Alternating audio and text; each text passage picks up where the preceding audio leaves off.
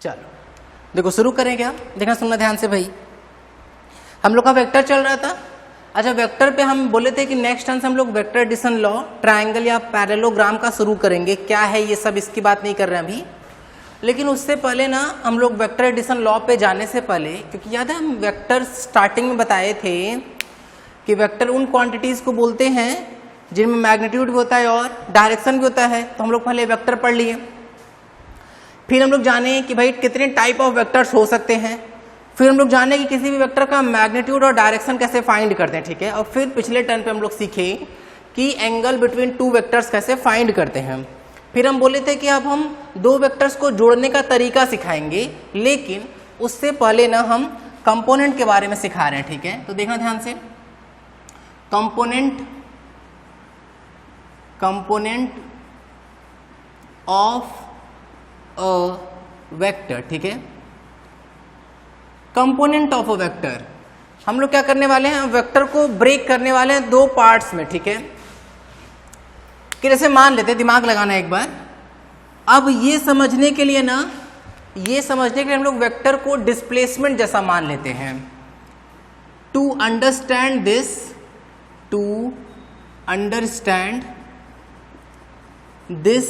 concept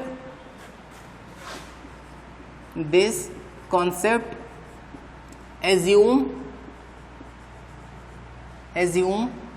displacement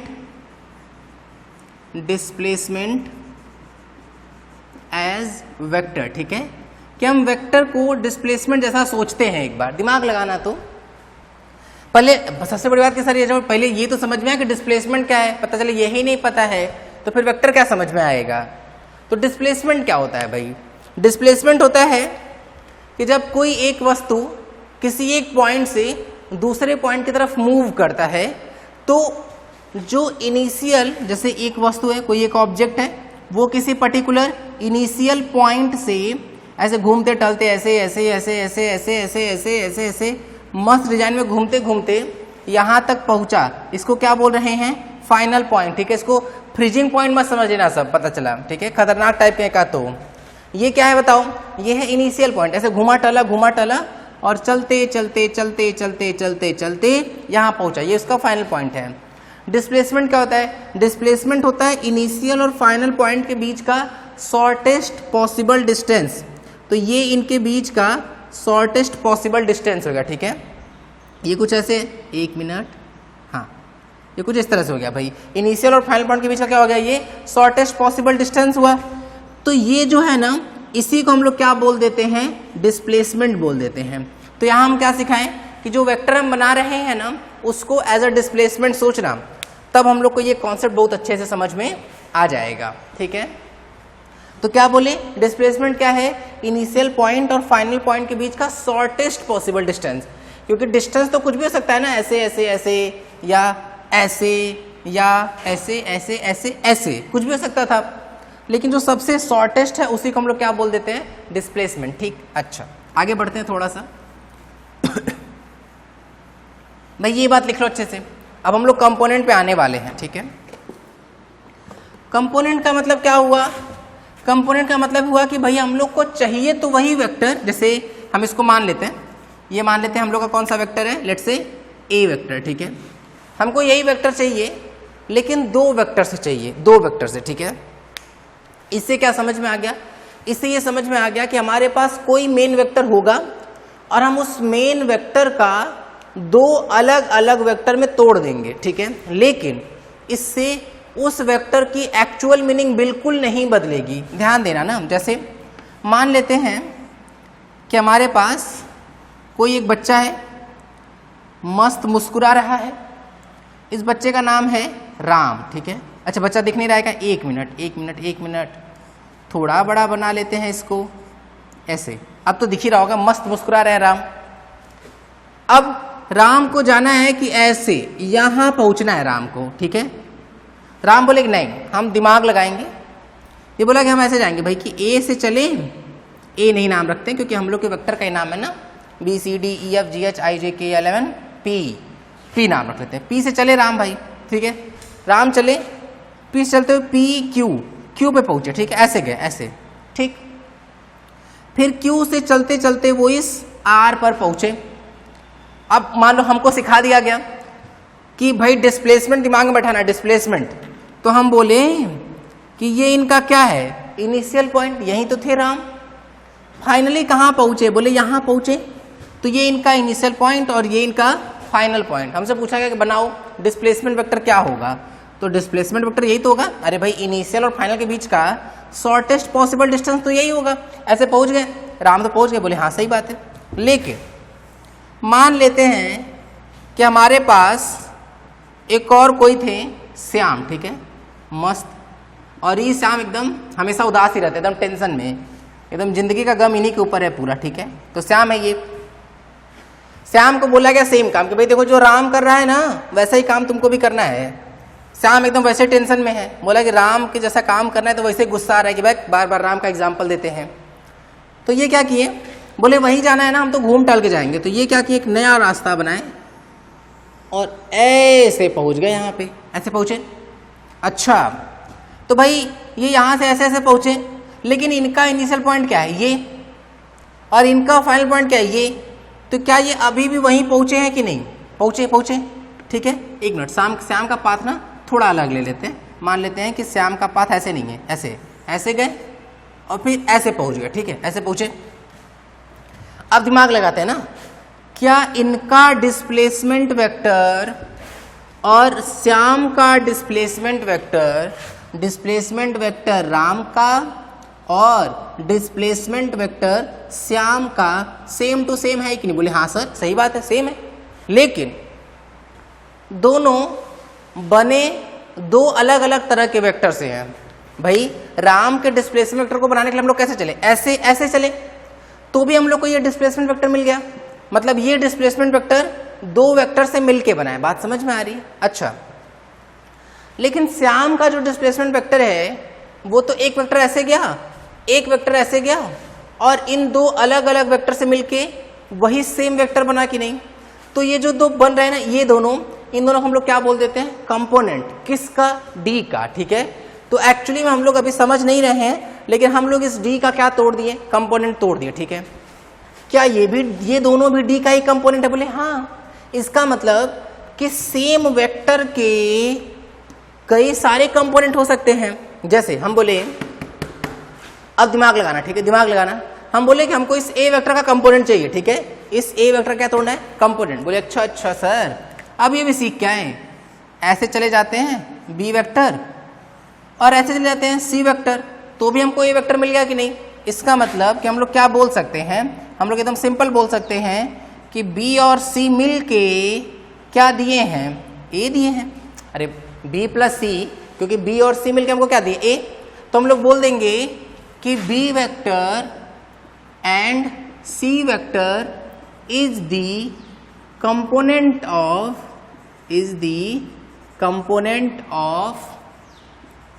ए vector. बात समझ में आ रही है क्या, कि जो ये बी और सी है वो ए वेक्टर का क्या है, कंपोनेंट। बोले अच्छा, ये बात तो सर अब हम लोग को समझ में आ गई। लेकिन कोई बच्चा मान लेते क्लास में से उठा कि रुकिए सर, रुकिए रुकिए एक मिनट, अगर हम ऐसे बना दे तो कि ये रहा हमारे पास लेट से ई वेक्टर और ये रहा हमारे पास एफ वेक्टर, तो भी तो हम वही पहुंच गए। देखें, ए के टेल से चालू करके ए के हेड पे पहुंच गए। तो क्या हम लोग ए वेक्टर को वापस E vector plus F vector लिख सकते हैं क्या, बोले हाँ सर सही बात है। इसका मतलब कि हम लोग फिर से लिख सकते हैं, क्या लिख सकते हैं, जैसे एक स्टार पॉइंट यहाँ था वैसे एक और स्टार पॉइंट यहाँ लिख लेंगे। क्या लिखेंगे, E vector and F vector is the component of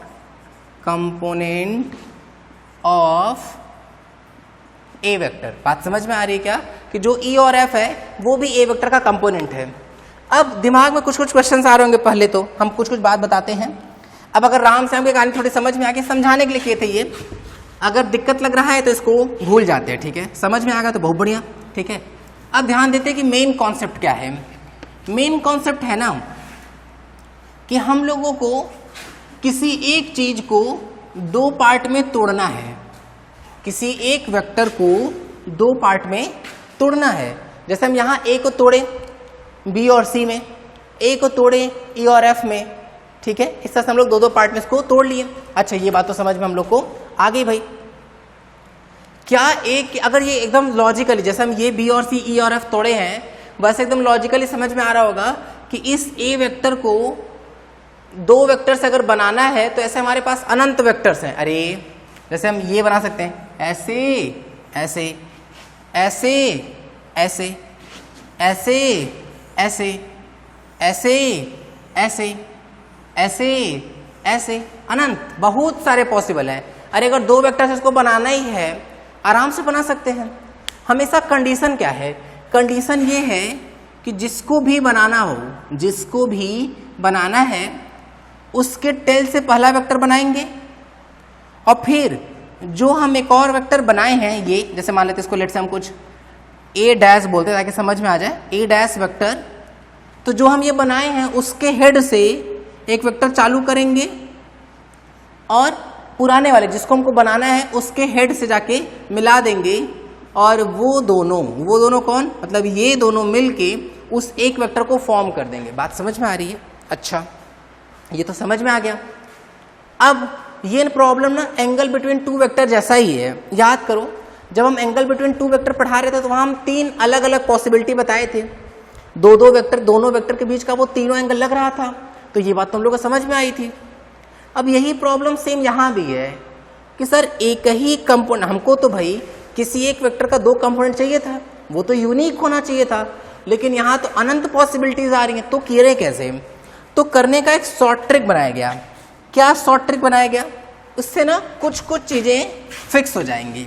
बोला क्या गया, देखो ध्यान सुनो पहले कि जिस भी वेक्टर का कंपोनेंट तोड़ना है, जिस भी वेक्टर का कंपोनेंट तोड़ना है उसको डायमीटर मानते हुए एक सर्कल ड्रॉ करेंगे। ठीक है, उसको डायमीटर मानते हुए एक सर्कल ड्रॉ कर लेंगे। ठीक है, और उस सर्कल के किसी एक पॉइंट से होते हुए दो वेक्टर को बना देंगे। देखना, सर्कल किसका कंपोनेंट तोड़ना है? बोले ए वेक्टर का कंपोनेंट तोड़ना है। तो हम ए वेक्टर को ड्रॉ कर लिए। अरे गड़बड़ क्या है क्या? एक minute.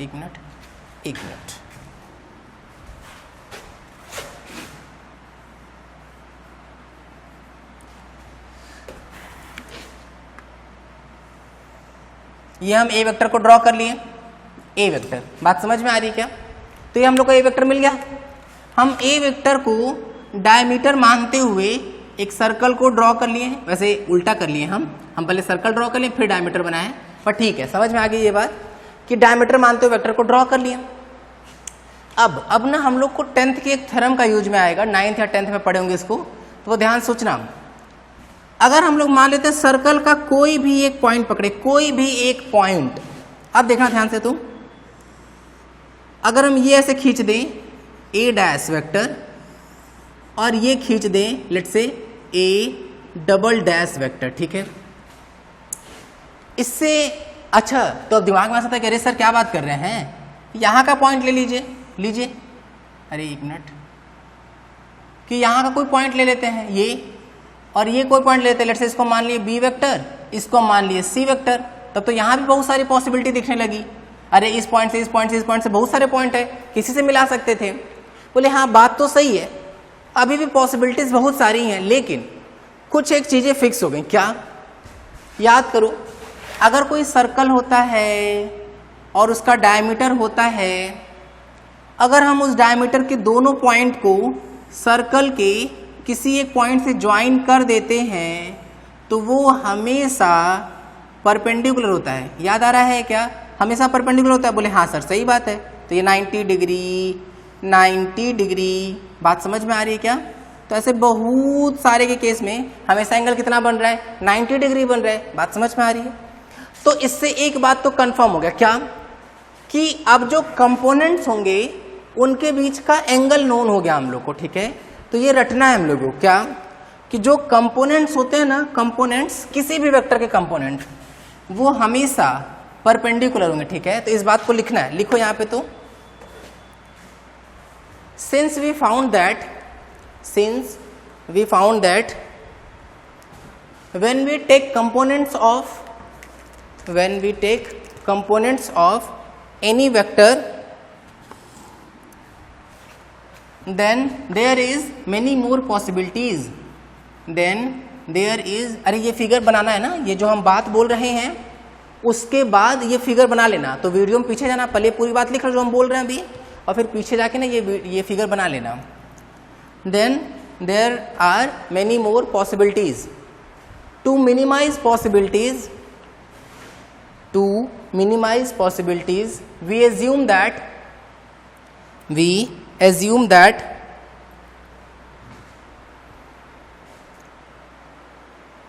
main vector as a diameter of a circle and take two components of those vectors of that vector, and then take two component of that vector, हम बना ही दे रहे हैं, take two component of that vector in such a way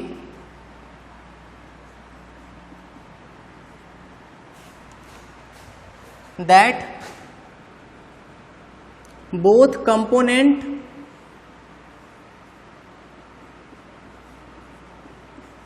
touch each other at circle.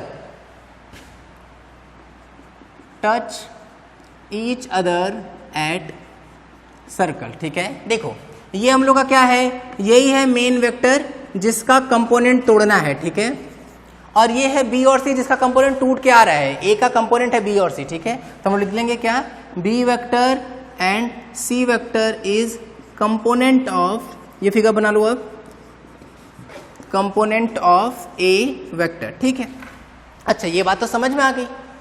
ये तो theorem है। ठीक है, ये थ्योरम याद भी रखना है कि भाई ये वाला एंगल 90 डिग्री होगा।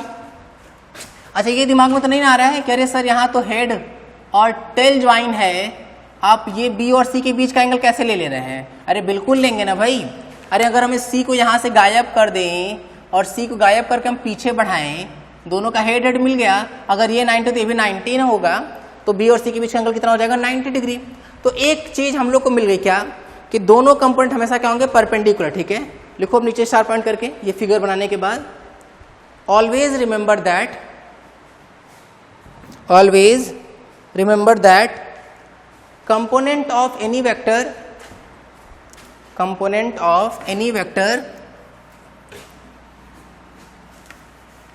is always perpendicular to each other. Component of any vector is always perpendicular to each other. हमेशा जो कंपोनेंट्स होंगे ना वो हमेशा ही परपेंडिकुलर हो, एकदम अच्छे से रटना है हम लोगों को। बोले हाँ सर ये बात तो समझ में अब हम लोग को आ गई। अच्छा ठीक है, थोड़ा सा आगे बढ़ रहे हैं, फिर से ध्यान देना आप। Always perpendicular to each other हो गया है क्या, सुनना भाई। अरे सॉरी ये कहाँ से आ गया। अब बात आती है कि सर डायरेक्शन क्या कैसे करें, डायरेक्शन की क्या कहानी होगी। तो डायरेक्शन के लिए ना दिमाग लगाया गया भाई। अगर हम कोई कंपोनेंट तोड़ रहे हैं तो तुम ध्यान दो, जब भी हम कंपोनेंट तोड़ रहे थे तो हमेशा हम उस कंपोनेंट को भी एज अ वेक्टर ही बना रहे थे, B vector and C vector. बात समझ में आ रही है। अब अगर वेक्टर होगा तो उसका डायरेक्शन तो होगा ही होगा।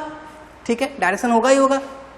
तो डायरेक्शन के लिए दिमाग लगाया गया। क्या दिमाग लगाया गया, कि दोनों हमेशा परपेंडिकुलर तो होंगे ही होंगे।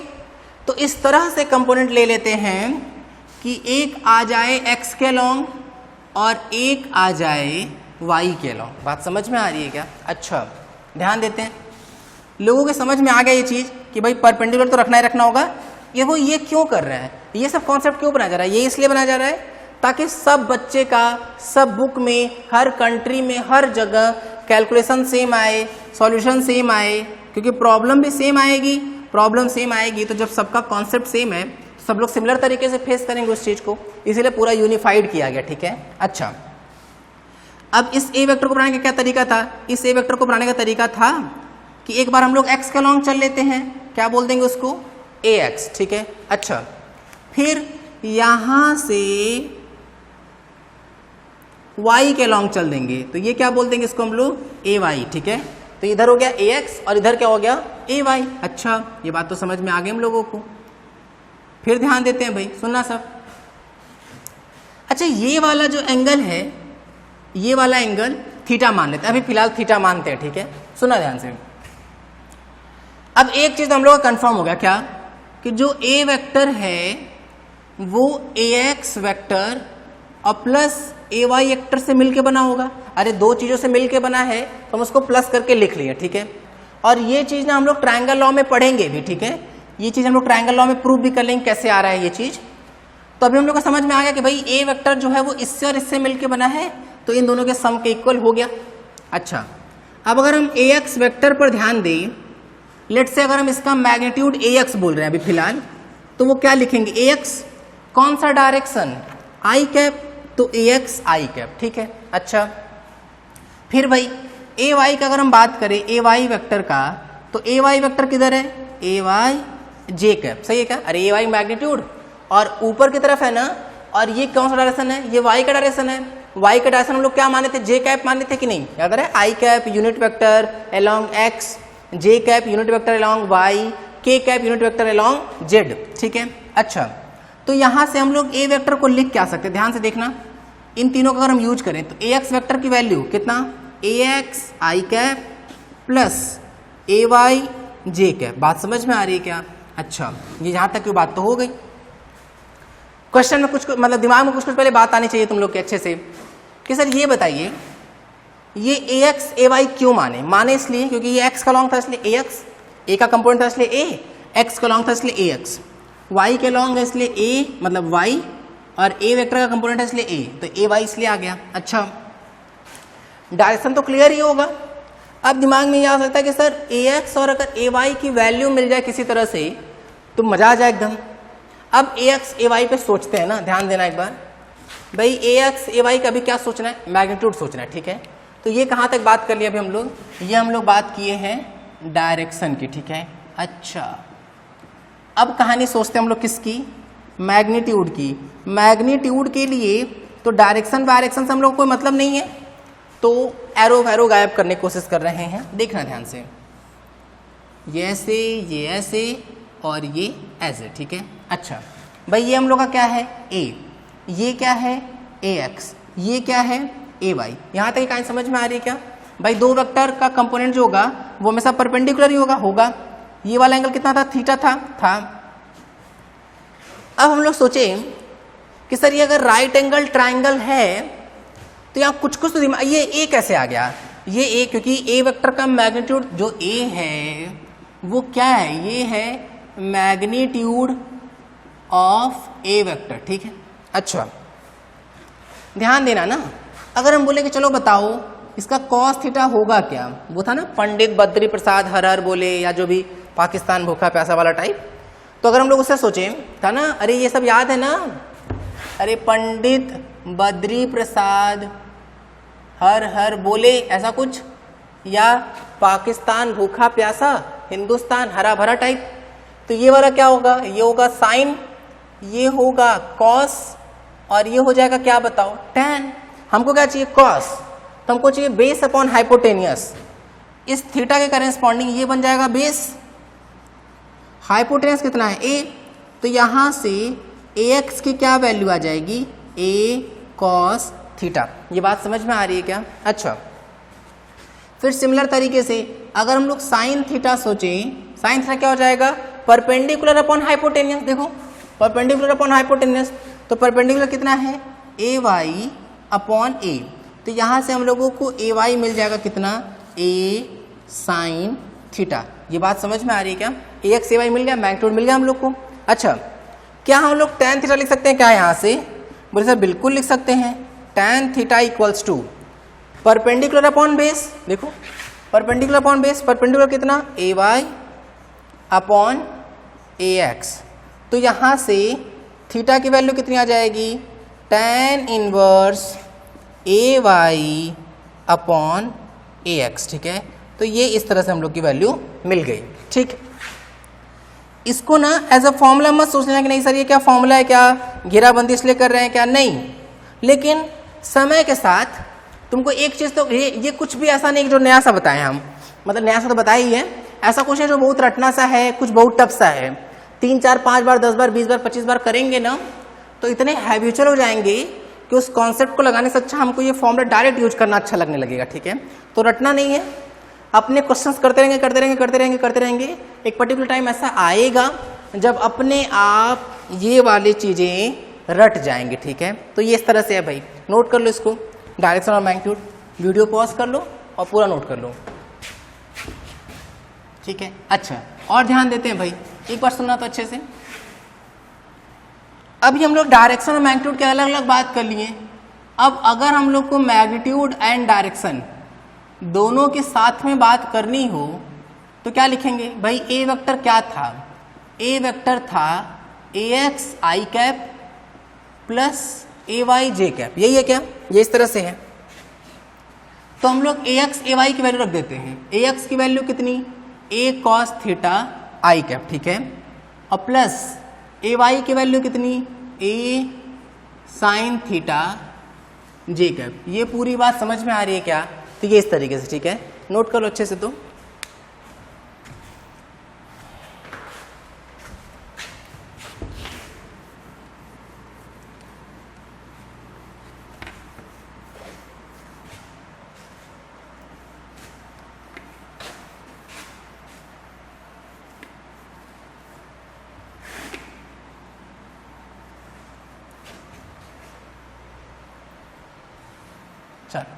हो गया है, आगे बढ़ रहा है भाई ना, ध्यान देना। तो अब हम कुछ एग्जांपल्स देंगे। एग्जांपल एक्चुअली में इसको क्वेश्चन बोलना ठीक नहीं है, एग्जांपल, ताकि पहले हम लोग के दिमाग में तो बैठ जाए कि सर हम लोग सही से सीख पा रहे हैं कि नहीं इन चीज़ों को। ठीक है, तो हम यहाँ ब्लॉक्स बना दे रहे हैं, उन ब्लॉक्स के हिसाब से चलेंगे हम लोग ना, ध्यान देना एक बार भाई। कितनी पॉसिबिलिटी? प्लस माइनस, सारे पॉजिटिव नेगेटिव साथ में चलेंगे हम लोग। अब ध्यान देना एक बार भाई, बेहतर तरीके से सोचते हैं हम। एक एक क्वेश्चन देते जा रहे हैं, दिमाग लगाना है और खुद सोचना है बहुत बेहतर तरीके से। ये y, ये x, ठीक है, शुरू करें। देखो भाई, मान लेते हैं ये वैल्यू, ये दिया हुआ है 10 मीटर, ये एंगल दिया हुआ है 30 डिग्री। पूछा जा रहा है राइट डाउन, क्वेश्चन यही है, ठीक है, मतलब जो एग्जांपल है उसमें हमेशा सब में यही करना है, write down each vector in form of unit vector, in form of unit vector. ठीक है, कंपोनेंट सोचना है, हमेशा परपेंडिकुलर सोचना है, डायरेक्शन लिख सके इसलिए एक्स और वाई के अलोंग ही सोचना है। ठीक है, तो चलो वीडियो रोकते हैं। ये सब वीडियोस ना धीरे धीरे आसानी से, मतलब ये सब जो क्वेश्चन है बहुत आसानी से बनते जाएंगे, इसलिए वीडियोस का टाइम समय के साथ कम होता जाएगा। तो फिलहाल अभी ऐसा करते हैं, इसको 2 या 3 मिनट के लिए रोकते हैं, ऐसे लेट से 5 मिनट के लिए वीडियो रोको और ट्राई करो तो एक बार। चलो करो ट्राई, कर लिए हैं क्या? देखना, सुनना ध्यान से। बोले अच्छा सर शुरू करते हैं एक बार, जैसा कुछ बताया गया वैसा सोचते हैं। हमको यहां से यहां पहुंचना है, कंपोनेंट हमेशा परपेंडिकुलर रखना है, डायरेक्शन पता चल सके इसलिए एक्स और वाई के अलोंग चलना है। दिमाग लगाते हैं। ये इसका ये कितना है? बोले ये जो है सर, ये एक राइट एंगल ट्राइंगल है, ठीक है। तो अगर हमको ax पता लगाना तो हम क्या लिखेंगे? हम लिखेंगे cos 30 इक्वल बेस कितना? बेस है ax अपॉन 10। तो यहां से ax की वैल्यू, अच्छा cos 30 की वैल्यू कितनी? cos 30 की वैल्यू √3/2। याद है क्या? नहीं याद है तो रटना ये सब कुछ, ठीक है। इसीलिए हम ट्रिग्नोमेट्री में सब पढ़ाए थे।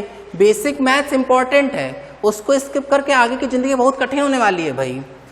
तो बेसिक मैथ्स बार बार पढ़ते रहो, जितनी बार लगे कुछ वीक है बेसिक मैथ्स पे जाओ, ढंग से पढ़ो उसको। ax इक्वल टू क्या आ जाएगा? 10 cos 30 की वैल्यू √3/2 उड़ा देंगे तो यहां से ax कितना आ जाएगा? 5√3। बात समझ में आ रही है क्या?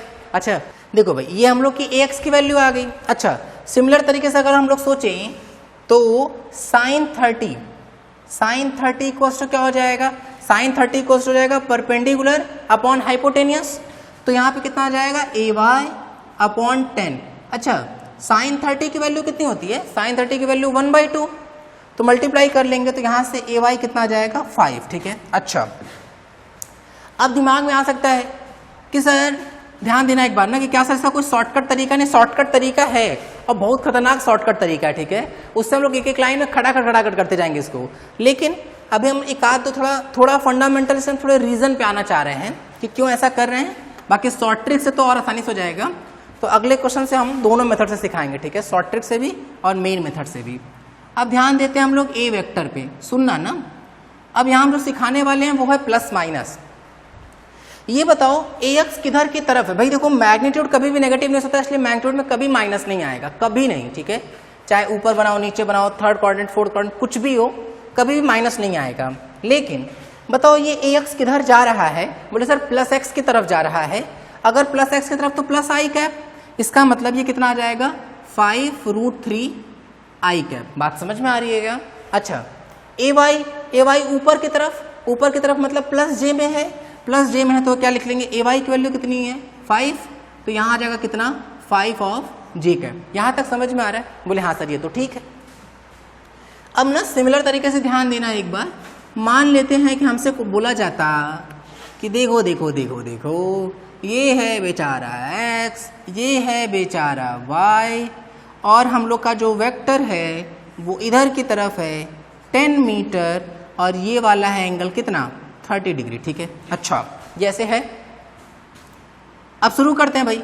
ऐसा करते हैं, पिछली बार 5 मिनट रोके थे ना, अब 4 मिनट के लिए वीडियो रोको और क्वेश्चन ट्राई करो तो ढंग से एक बार अच्छे से ट्राई करना, दिमाग लगाना। ठीक है, कर लिए क्या ट्राई? देखना सुनना भाई, हमको इस वेक्टर तक पहुंचना है, कंपोनेंट तोड़ना है इस तरह से कि कंपोनेंट परपेंडिकुलर हो, डायरेक्शन पता हो, इसलिए एक्स और वाई के लॉन्ग तोड़ेंगे।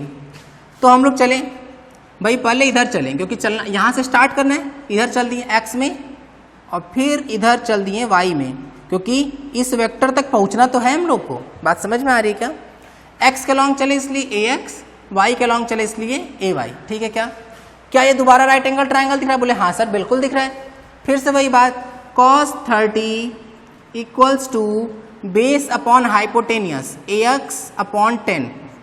cos 30 की वैल्यू √3/2, फिर से कटपिट, फिर से 5√3, मैग्नीट्यूड है इसलिए यूनिट क्या आ जाएगा मीटर। अरे पिछली बार भी मीटर रहेगा भाई। ठीक है, ठीक है यहाँ तक।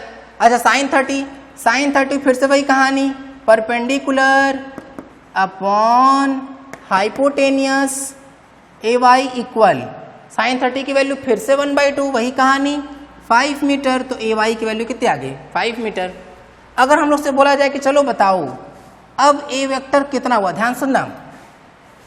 अगर ए वेक्टर पूछा जाए तो ये किधर जा रहे हैं हम, प्लस एक्स में जा रहे हैं कि माइनस एक्स में? प्लस एक्स में, तो प्लस आई आएगा कितना 5√3 आई कैप। ठीक है, फिर हम लोग नीचे जा रहे हैं, नीचे जब जा रहे होंगे तो नेगेटिव आएगा माइनस में। क्यों नेगेटिव आएगा? क्योंकि भाई माइनस वाई में जा रहे हैं ना, माइनस वाई मतलब माइनस जे कैप, तो यहाँ से कितना आ जाएगा -5 जे कैप। ये बात समझ में आ रही है क्या? बिल्कुल रटना नहीं है कि दोनों कंपोनेंट को प्लस में ले। क्या ये फॉर्मूला गलत हो गया क्या? बोले नहीं सर ये तो ऑलवेज ट्रू है, ऑलवेज ट्रू। ठीक है, तो यहाँ माइनस कैसे आ गया, ये कंफ्यूज मत होना एकदम, क्योंकि इसका कंपोनेंट नीचे की तरफ आ गया ना, इसलिए वहाँ माइनस आ गया। बात समझ में आ रही है? ये हम लोग तब लिख लिए थे जब वेक्टर किधर था, फर्स्ट कोऑर्डिनेट में था। फर्स्ट क्वाड्रेंट पता है ना, तो ये तब के लिए है।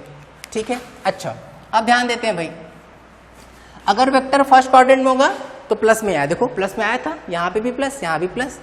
लेकिन अगर हम बदल दिए तो देखना ध्यान से, ax इधर है इसलिए प्लस आई, ay नेगेटिव y में चला गया इसलिए माइनस जी आया हुआ है। ठीक है, अच्छा फिर एक ध्यान देते हैं।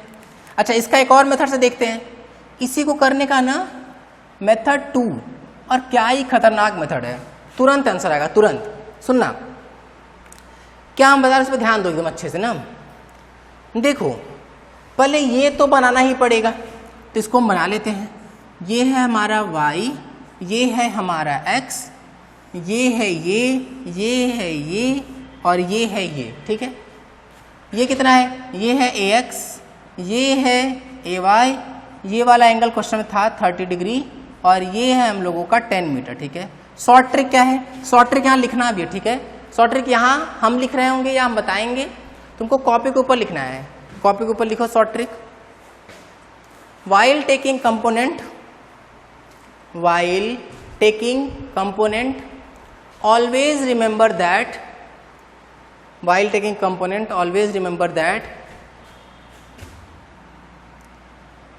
we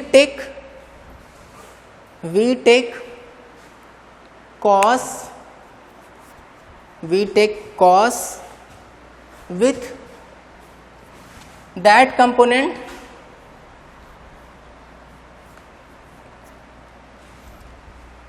with which main vector is making angle theta,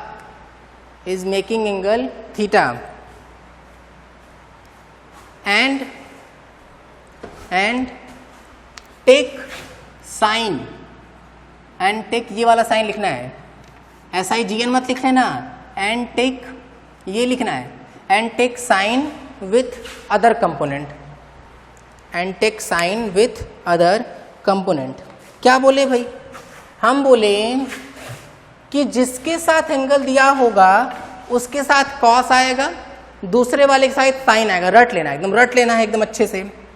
जिसके साथ ये है ना मेन वेक्टर, तो या तो एंगल AX के साथ होगा, मतलब x के साथ होगा, या तो एंगल y के साथ दिया हुआ होगा। जिसके भी साथ एंगल दिया होगा उसके साथ कॉस आएगा। तो इसके साथ क्या आएगा, इसी के साथ एंगल दिया है ना, तो आ जाएगा 10 cos 30, और दूसरे वाले के साथ साइन आएगा, मतलब 10 sin 30। तो अगर हम A वेक्टर लिखेंगे, cos 30 कितना, √3/2, कट पिट करेंगे तो 5√3 प्लस x में जा रहा है तो i कैप। ठीक है, sin 30 की वैल्यू 1/2, तो आ जाएगा 5j कैप। नेगेटिव y में है इसलिए माइनस। ठीक है, तो कितना आ जाएगा 5√3 i cap minus 5j cap, यह आ जाएगा A वेक्टर की वैल्यू। क्लियर हो रही कहानी, ये इस तरीके से है। देखो रटो इस बात को, क्या कि भाई जिसके साथ एंगल दिया होगा उसके साथ कॉस, अपोजिट वाले के साथ क्या आ जाएगा, साइन। ठीक है, देखते हैं भाई, सुनना, ये नोट कर लिया ना, मेथड 2 नोट कर लेना था अच्छे से। अब हम क्वेश्चन नंबर 3 पे आ रहे हैं, देखना ध्यान से भाई। ये रहा हमारे पास x, ये रहा हमारे पास y, ये हमारे पास वेक्टर ये। ठीक है, 10 मीटर, ये वाला एंगल 30 डिग्री। ठीक है, तो अब हम लोग को वीडियो रोकना है 3 मिनट के लिए, और ट्राई करो। तो 3 मिनट के लिए वीडियो रोको और ट्राई करो। वही सेम काम कि वेक्टर को यूनिट वेक्टर के फॉर्म में लिखना है। जो सेकंड मेथड बताया ना, वही ट्रिक दिमाग में लगानी है। अब ये एंगल वेंगल नहीं निकालेंगे बार बार, डायरेक्ट आंसर आएगा, डायरेक्ट। करो ट्राई, हो गया है क्या? सुनना ध्यान से भाई। अगर हम लोग इस पर ध्यान दें तो ये ऐसे बना होगा और ये ऐसे बना होगा इधर, और फिर इधर, मतलब ये हम लोग का हो गया AX और ये हम लोग का क्या हो गया AY।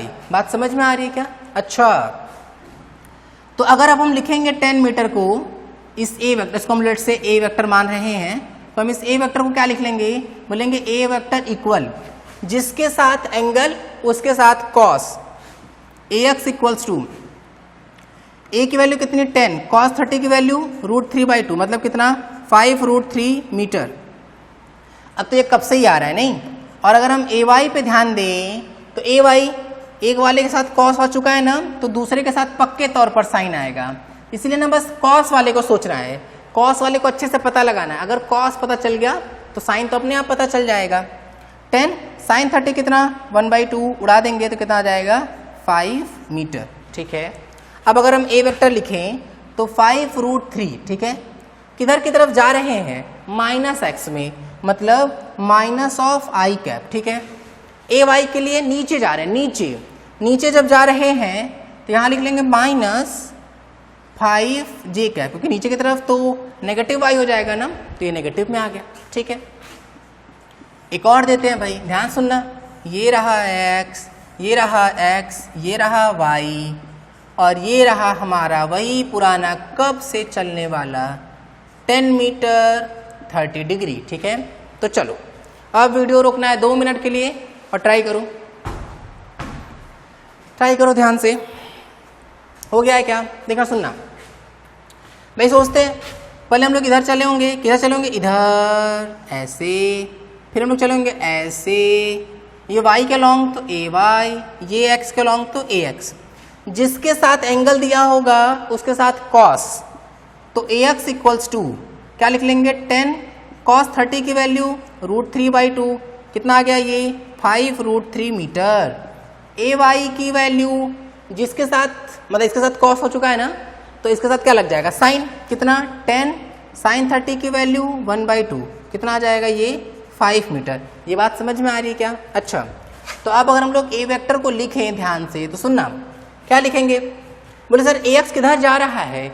नेगेटिव x में, मतलब -i कैप, तो क्या लिख लेंगे? -5√3i cap. ठीक है, ay ऊपर मतलब प्लस y में, तो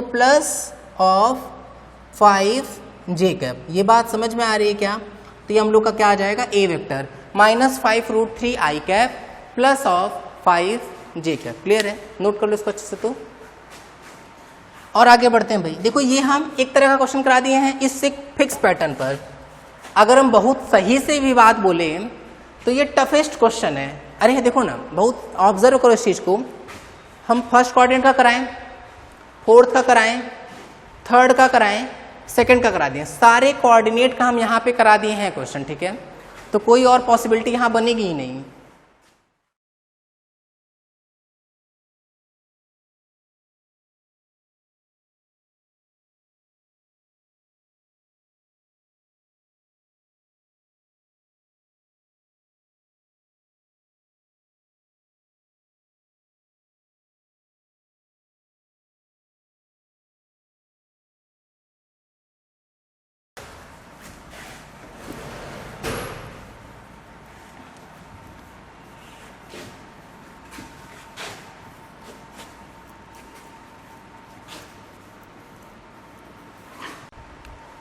चलो देखो, अरे कुछ क्वेश्चंस करते हैं, थोड़े मिक्स टाइप के प्रॉब्लम, तेजी से करेंगे, जितना स्पीड हो सकेगा उतना तेजी से करने की कोशिश करेंगे ना। वेक्टर के कंपोनेंट तोड़ना है, मेन बात जो है उस पर एकदम फिक्स रखना है हम लोग को भाई। एक्स वाई, अब मीटर की बात बहुत हो चुकी है, अब हम लोग चलते हैं किस पर? 10 न्यूटन पर। और ये वाला एंगल है कितना? 53 डिग्री। अच्छा 53 डिग्री भाई, 53 डिग्री क्या ये आ चुका है? पहले पढ़ाए हैं क्या? पहले आई थिंक नहीं पढ़ाए क्या शायद। अगर नहीं पढ़ाया तो देखो, सुनो ध्यान से भाई। देखो साइन 53 इक्वल क्या होता है? 4/5। रटना है, सब रटना है अच्छे से। ठीक है, कॉस 53 क्या होता है? 3/5। ठीक है, अच्छा इसी तरह से सिमिलर तरीके से हम लोग पढ़ेंगे साइन 37 ये होता है 3/5। फिर हम लोग पढ़ेंगे कॉस 37 ये होता है 4/5। ठीक है, देखो ऐसे चलता है, ऐसे ऐसे ऐसे, सेम टू सेम दिख रहा है क्या? साइन 53 वही है जो कॉस 37 है, साइन 37 वही है जो कॉस 53 है। ठीक है, सेम टू सेम टाइप के, ये इससे सेम और ये इससे सेम। ठीक है, अच्छा बात ये आती है सर इसको रटे कैसे, रटे कैसे, रटे कैसे? दिमाग लगाना ना, कुछ कुछ चीजें हम सिखाएंगे वो रटना है। साइन थीटा जो है वो एक क्या, वो एक ये है, वो एक, अरे मतलब साइन थीटा जो है वो एक इंक्रीजिंग फंक्शन है। जब हम एंगल कहाँ से कहाँ लेके जा रहे होंगे? 0 से 90 डिग्री जा रहे होंगे। ठीक है, अच्छा और जो कॉस थीटा है ना वो एक ये है, वो एक ये है, मतलब कॉस थीटा एक डिक्रीजिंग फंक्शन है। कॉस थीटा घटता जाता है। ठीक है, घटता जाता है मतलब अगर हम लोग एंगल को बढ़ाएंगे, एंगल को अगर बढ़ा रहे होंगे, देखो इससे क्या मतलब हुआ? इसका मतलब ये हुआ कि थीटा बढ़ेगा, अगर एंगल बढ़ेगा तो साइन थीटा बढ़ेगा क्योंकि इंक्रीजिंग फंक्शन है। लेकिन अगर एंगल बढ़ेगा तो कॉस थीटा घटेगा क्योंकि डिक्रीजिंग फंक्शन है। चेक करें एक बार, साइन 0 कितना? साइन 0 0, साइन 90 कितना 1, तो हम 0 से 90 गए ना, एंगल बढ़ा तो साइन वाली वैल्यू भी 0 से 1 हो गई, मतलब बढ़ गई, ठीक है। cos 0 कितना होता है, cos 0 होता है 1, लेकिन cos 90 कितना होता है 0, तो देखो घटा, एंगल तो 0 से 90 गया है लेकिन वैल्यू जो है वो 1 से 0 हो गया, ठीक है। तो cos का कैसा फंक्शन है, डिक्रीजिंग फंक्शन, लेकिन ये बात केवल तभी ट्रू है जब एंगल कहाँ से कहाँ हो, 0 से 90 डिग्री में हो, ठीक है। अच्छा, इससे क्या फायदा होगा सर, इससे फायदा ही रहे, हम तुझसे पूछे कि कौन बड़ा होगा, साइन 37 के साइन 53, तो तुमको समझ में आ गया कि सर एंगल बढ़ेगा तो वैल्यू बढ़ जाएगी। देखो कौन बड़ा है, 3/5 की 4/5, बोले ये बड़ा है, देखो एंगल बढ़ा वैल्यू बढ़ गई। लेकिन कॉस के साथ जस्ट उल्टा है, एंगल बढ़ गया तो वैल्यू घट गई, एंगल घट गया तो वैल्यू बढ़ गई, ठीक है। ये एक बात। एक और बात, क्या ये बात ना कॉपी के ऊपर फिर से लिखना है, अगले पेज के या पिछले पेज के किसी भी पेज पर कॉपी के ऊपर एक बात लिखो, when sum of two angles is 90 degree, when sum of two angles is 90 degree, then their sine and cos will be equal to each other, will be equals to each other। मतलब ये कि जिन दो angle को add करने पर 90 degree आएगा उनका sign और कॉस आपस में सेम होगा। देखना, जैसे हम बोले साइन 45 कितना आया है 1/√2, तो कॉस 45 भी देखो यही आता है। अरे देखो ना, इन दोनों को ऐड करने पर 90 डिग्री आया कि नहीं। और सोचते हैं, जैसे हम बोले साइन 0 कितना होता है 0, तो यही वैल्यू कॉस 90 का भी होगा। देखो इन दोनों को ऐड करने पर 90 डिग्री आ रहा है। अगर हम बोले साइन 30 तो वो होता है 1/2, और यही कॉस 60 के भी इक्वल होता है। देखो इन दोनों को ऐड करने पर 90 डिग्री आ रहा है। देखो कॉस 53 जो होता है वो होता है 3/5, और ये साइन 37 के इक्वल होता है। देखो 37 53 ऐड करने पर 90 डिग्री आता है। हम बोले कि साइन 53 जो होता है वो 4/5 होता है, और यही इक्वल होता है कॉस 37 के। देखो इन दोनों को ऐड करने पर 90 डिग्री आ रहा है। मतलब एकदम ख्याल रखना, जिन दो एंगल को जोड़ने पर 90 डिग्री आया तो उसका कॉस अगले के साइन के बराबर या उसका साइन अगले के कॉस के बराबर होगा। भाई ये दो बात बहुत इंपॉर्टेंट है, इंक्रीजिंग डिक्रीजिंग वाला और ये वाला, ठीक है। तुम देखो इससे याद हो गया कैसे, साइन 53 अगर रट लिए तो वही कॉस 37 हो गया, अगर कॉस 53 रट लिए तो वही साइन 37 हो गया। इन दोनों में जहां कंफ्यूजन है वहां हम बता दिए एंगल छोटा वैल्यू छोटा, एंगल बड़ा वैल्यू बड़ा। एक और बात समझा देते हैं, साइन थीटा हो चाहे कॉस थीटा हो, इन दोनों का जो मैक्सिमम पॉसिबल वैल्यू है ना वो 1 होता है। मतलब 1 से बड़ा कभी हो ही नहीं सकता है। देखो 4/5 भी 1 से छोटा है और 3/5 भी 1 से छोटा है। मतलब उल्टा पुल्टा नहीं हो पाएगा। पता चला अगर किसी के दिमाग में आया 5/3 तो तुरंत गलत हो जाएगा वो, क्योंकि 5/3 1 से बड़ा हो जाएगा। किसी के दिमाग में 5/4 है तो वो भी गलत हो जाएगा, क्योंकि 5/4 भी 1 से बड़ा हो जाएगा। तो ये सब चीजें मदद करेंगी क्वेश्चंस को सॉल्व कर लेने में, ठीक है, आंसर पा जाने में। हटा दे इसको, देखना भाई ये सब कुछ नोट कर लो अच्छे से, इंपॉर्टेंट बात है।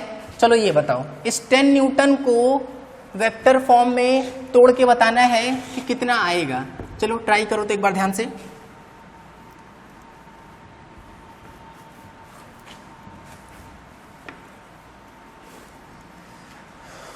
कर लिए क्या ट्राई?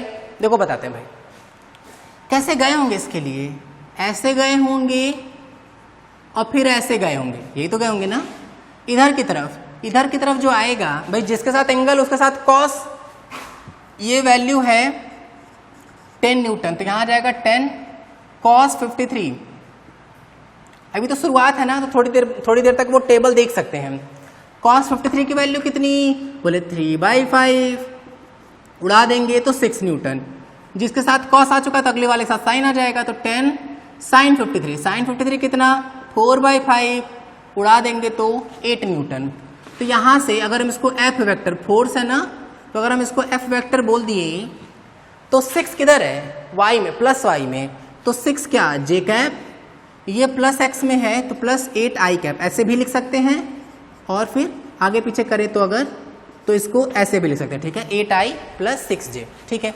अच्छा, और ध्यान देते हैं भाई, सुनना, अगर मान लो बोला गया कि देखो देखो देखो देखो ये है 30 न्यूटन 53 डिग्री, बोले अच्छा शुरू करते हैं भाई, इसको भी वही कहानी, इसको मान लेते हैं हम लोग एफ वेक्टर 30 न्यूटन, ठीक है। 2 मिनट के लिए वीडियो रोको, ट्राई करो तो एक बार, कर लिए क्या ट्राई, देखना सुना ध्यान से, हमको पहुंचना है यहाँ तक, तो हम पहले ऐसे गए फिर ऐसे गए, यही तो हुआ होगा, ऐसे चले गए। तो अगर हम लोग यहाँ ध्यान देंगे जिसके साथ एंगल उसके साथ कॉस, तो 30 cos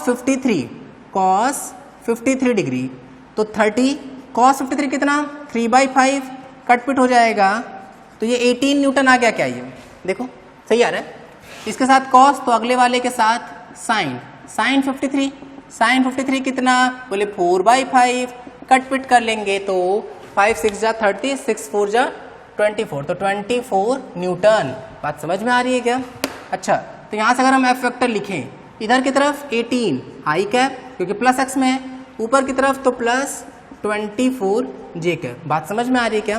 फिर ध्यान देते हैं हम लोग, अगर मान लो कि ये वेक्टर बना हुआ है, ये है बेचारा x, ये है बेचारा y, ये है 30 न्यूटन, ये है 37 डिग्री। चलो इसका बताओ, 2 मिनट के वीडियो को ट्राई करो एक बार, बताएं क्या, देखना सुनना ध्यान से भाई। इसको ड्रॉ करना है तो हम लोगों को ऐसे ऐसे ऐसे चलना होगा, बोले अच्छा अच्छा अच्छा, इधर चले, जिसके साथ एंगल उसके साथ कॉस, तो 30 cos 37 की वैल्यू 4/5 कटपिट कर लेंगे तो आ जाएगा कितना 24 न्यूटन। यहाँ वाले के साथ साइन आ जाएगा तो यहाँ लिख लेंगे 30, साइन 37 कितना 3/5 कटपिट कर लेंगे इसको तो आ जाएगा कितना 18 न्यूटन। क्या ये कहानी समझ में आ चुकी है?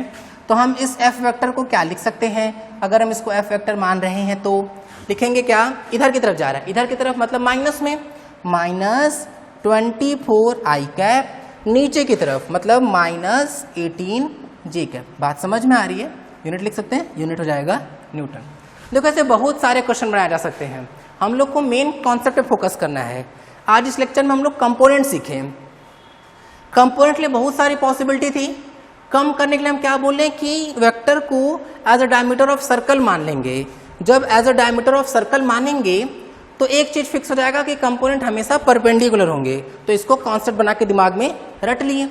डायरेक्शन के लिए क्या करते हैं, कंपोनेंट हमेशा एक्स और वाई के अलॉन्ग तोड़ दिए, ठीक है। ऐसा नहीं दिमाग में ये मत बैठाना कि क्या सर जेड के अलॉन्ग नहीं आ सकता, आ सकता है, तो फिर के कैप आ जाएगा। मतलब कंपोनेंट्स हमेशा एक्स वाई और जेड के अलॉन्ग ही तोड़ेंगे, ठीक है। फिर हम कंपोनेंट्स में सिखाएं कि भाई जिसके साथ एंगल होगा हमेशा उसके साथ कॉस आता है, चाहे वो एंगल एक्स से बने, वाई से बने, किसी से बने, कोई मतलब नहीं, ठीक है। अगर वेक्टर किसी भी एक्सिस, चाहे एक्स चाहे वाई चाहे जेड से अगर एंगल बना रहा है तो उस एक्सिस के साथ क्या आएगा, कॉस आएगा, ठीक है। बस, और फिर उससे प्रैक्टिस किया हम लोग। तो चलो बस करते हैं, बाकी रिवाइज अच्छे से करना, ठीक है, क्योंकि कंपोनेंट ऑफ वेक्टर ना इसी चैप्टर में नहीं, एनएलएम मतलब आगे जाके 2-3 चैप्टर बाद एनएलएम में, फ्रिक्शन में, फिर जाके इलेक्ट्रोस्टैटिक्स में, 12th में बहुत जगह यूज करना है, ठीक है। तो इसको ध्यान से पढ़ लो अच्छे से, बाकी नेक्स्ट टाइम पे पढ़ेंगे, ठीक है। Thank you. वीडियो पसंद आया तो इस वीडियो को लाइक करें, हमारे चैनल फिजिक्स बिहाइंड एवरीथिंग को सब्सक्राइब करें और इस चैनल को सभी के साथ शेयर करें।